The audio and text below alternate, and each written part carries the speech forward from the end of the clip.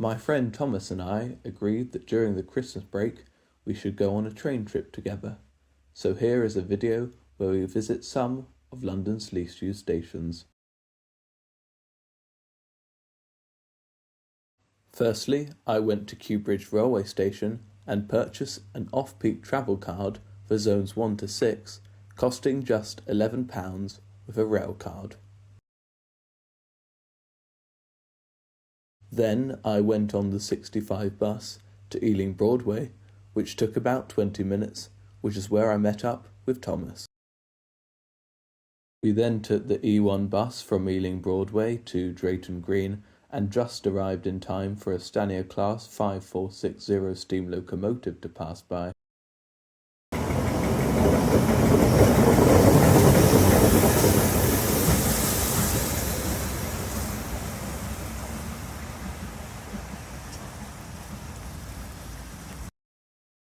Drayton Green was the least used station in London, most recently from April 2022 to March 2023, with just 16,082 recorded entries and exits.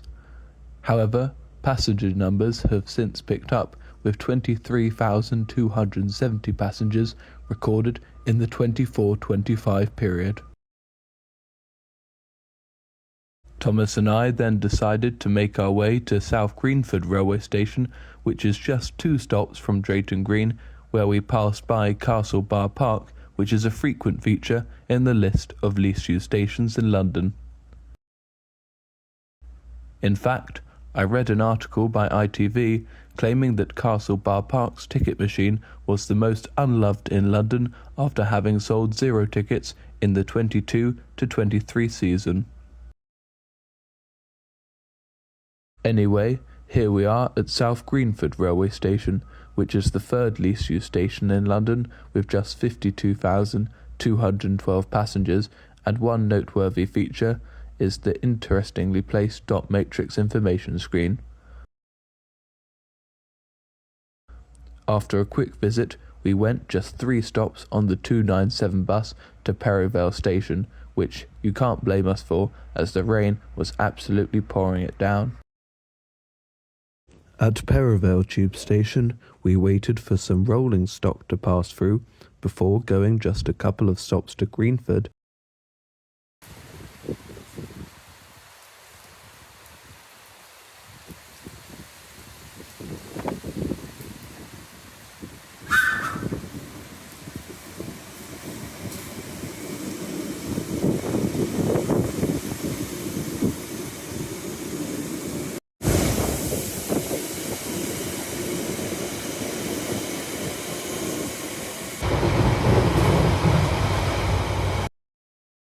And we arrived just in time to see the GWR Class 165 pull into the station.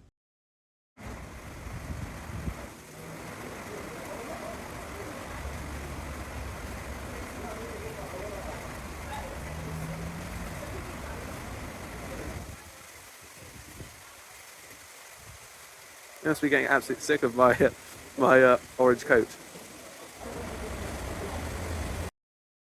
Afterwards, we waited at a bus stop near the railway pub for the 92 bus, which took us to Sudbury and Harrow Road, which is currently London's least used station, with just 22,952 passengers in the last year. This equates to roughly 63 per day, narrowly surpassing Drayton Green once more with just 318 fewer passengers.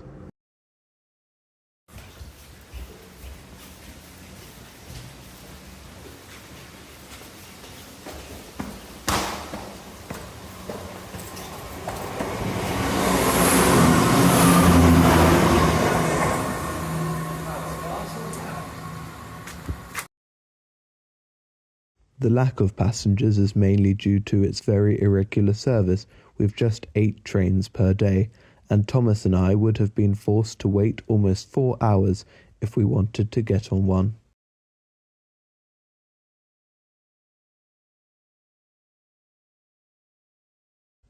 A short while later, we walked to Sudbury Town Tube Station, which is just under a 10-minute walk away, and we just managed to catch a Piccadilly line service going one stop to Sudbury Hill, which is right next to the fourth least used station in London, Sudbury Hill Harrow.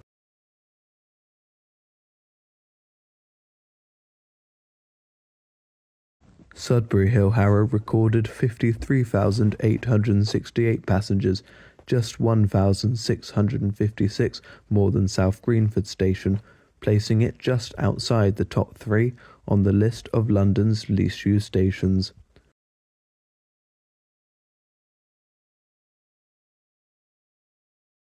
Just under 3 miles down the track, we arrived at South Ruislip Station, where we got on a 114 bus, and after a 10-minute bus journey, we made it to Ruislip Manor Tube Station.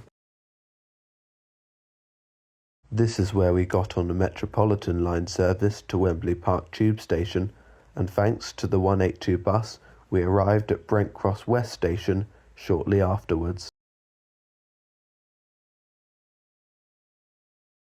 The station is the newest one that we have visited, after having been opened on the 10th of December 2023.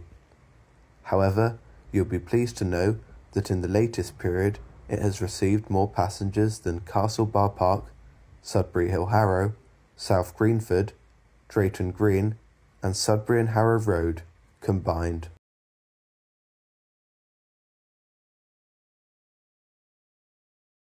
Thomas and I also discovered that Brent Cross West Station is a great place to get sped up footage of all sorts of trains.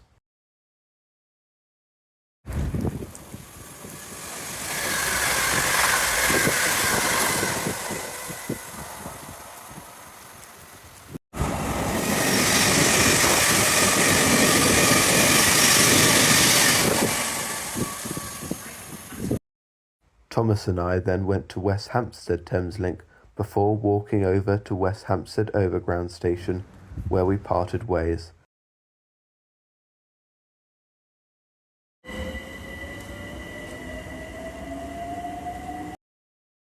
And soon after, I arrived at Kew Gardens Station, where my journey ended.